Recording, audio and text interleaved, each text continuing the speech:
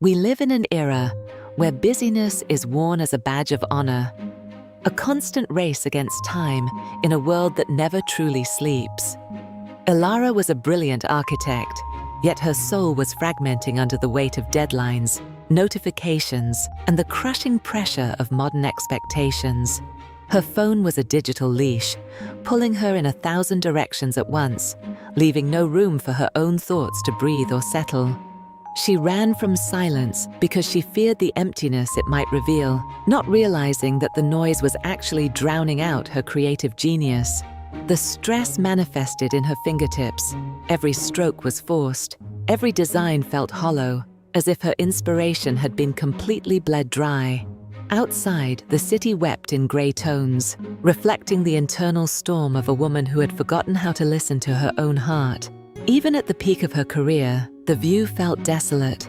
The lights were bright, but her path forward had never looked more obscured. Time was no longer a resource. It was a predator. Every second felt like a heartbeat she couldn't catch, a rhythm she could no longer follow. She searched for peace in the movement, but the faster she ran, the further away her sanity seemed to drift into the urban fog. The realization hit her like a silent wave. If she didn't stop now, there would be nothing left of the woman who once loved to build.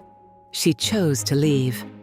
Not out of defeat, but out of a desperate need to find the silence she had been avoiding for so long. Her journey led her far from the sirens and screens, toward a hidden village where time seemed to move with the rhythm of the earth. The air was different here. It didn't demand anything from her. It simply existed, carrying the scent of pine and wet stone into her lungs. In a small workshop at the edge of the forest, she found Kaito, a master potter whose hands held the secrets of 1,000 years. He didn't look up when she entered. His focus was absolute, centered entirely on the delicate balance between the earth and his touch. The silence in the room was heavy, but it wasn't empty. It was a tangible presence, a container for something profound and ancient. She watched him for hours. There was no rush in his movements, no frantic energy, just a steady, deliberate flow of creation. To Elara, every second of inactivity felt like a waste. But to Kaito, every pause was an essential part of the process. When the mind is too full, there is no room for the soul to speak. You must learn to wait for the clay to tell you its shape. He explained that the most important part of making a beautiful vase isn't the carving, but knowing when to pull your hands away. The earth needs time to settle, he said, just as your spirit needs time to find its center after the storm of the city. She tried to force the clay to obey her will, but it resisted.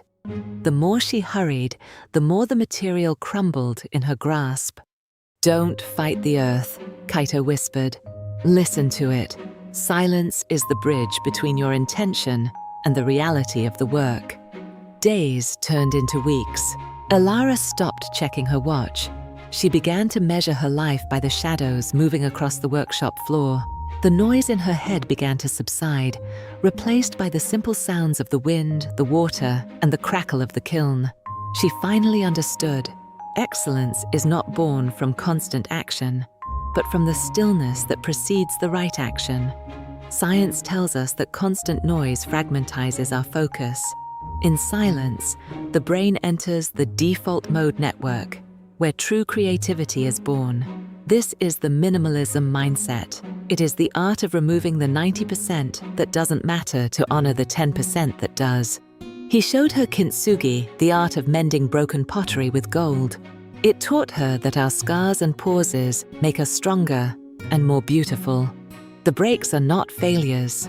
They are opportunities for a different kind of strength, one that can only be found in the quiet aftermath. She realized her burnout wasn't a sign of weakness, but a signal that she was trying to build on a foundation of noise. True power is like a forest growing. It doesn't scream or demand attention. It expands in the quiet, one cell at a time. Losing yourself in the noise is easy. Finding yourself in the silence requires a courage that most people are too afraid to seek. Silence is not the absence of sound. It is the presence of self. It is the moment when you finally stop running from your own reflection. She began to see design differently. No longer a puzzle to be solved with complexity, but a space to be opened with simplicity. The crane does not hunt by splashing. It hunts by being so still that it becomes part of the world around it. We use the clay to make the vessel, Kaito said, but it is the emptiness inside that makes the vase useful. We are conditioned to value the walls, but we live in the space. To design a life, you must design the emptiness too. Her minimalism mindset was taking shape. She was shedding the ego of the architect to embrace the wisdom of the observer. One stroke, one breath, one moment. The power of less was becoming her most potent tool for creation. Lui một bước không phải là thất bại. It is the necessary retreat to gain the perspective required for a giant leap forward. She began her ritual of reset. Mornings were no longer a battle with emails, but a sacred dialogue with the rising sun. She learned to listen to her breath, to feel the connection between her body and the earth, a connection she had severed long ago. The digital noise was replaced by the symphony of the natural world. In that clarity, the solutions to her old problems began to surface. She didn't force the ideas. She allowed them to come to her, like birds landing on a branch when the forest is quiet.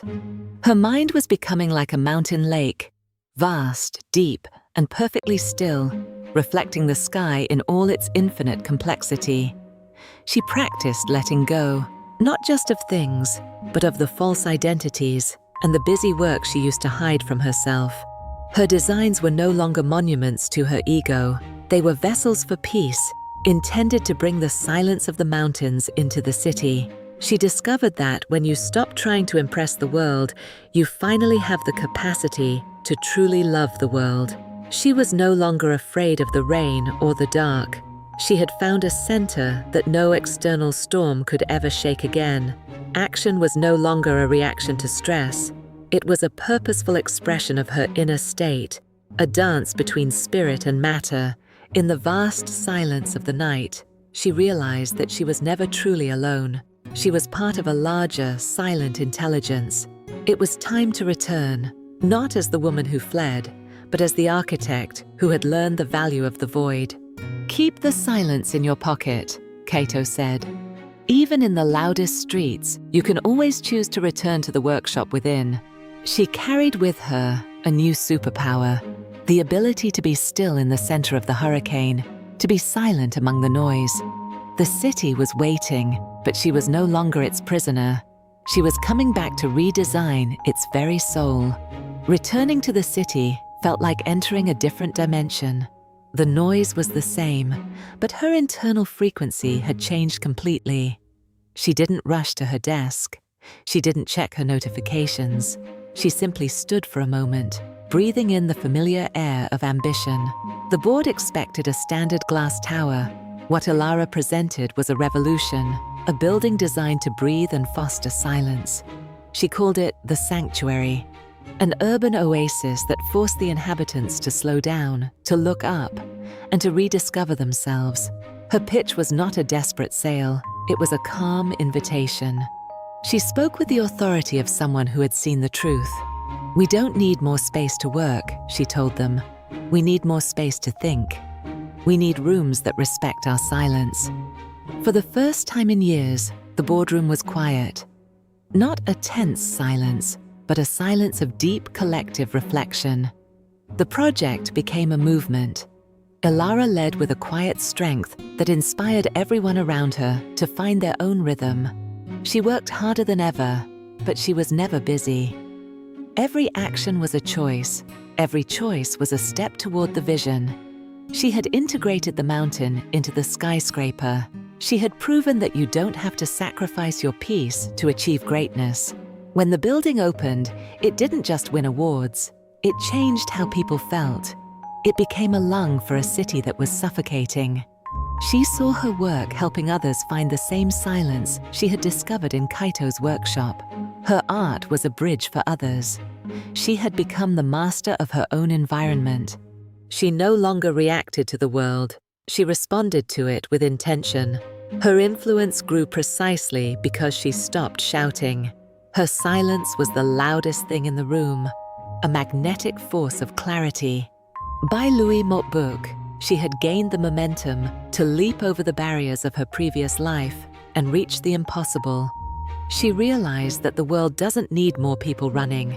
It needs more people who have the courage to stand still and see. The connection remained.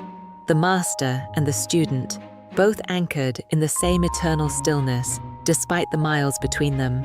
She had built more than a building. She had built a new way of being, a life where silence was the ultimate source of power. Elara was finally home, not in a place, but in a state of mind. She was the architect of her own quiet revolution. Do not fear the pauses in your life.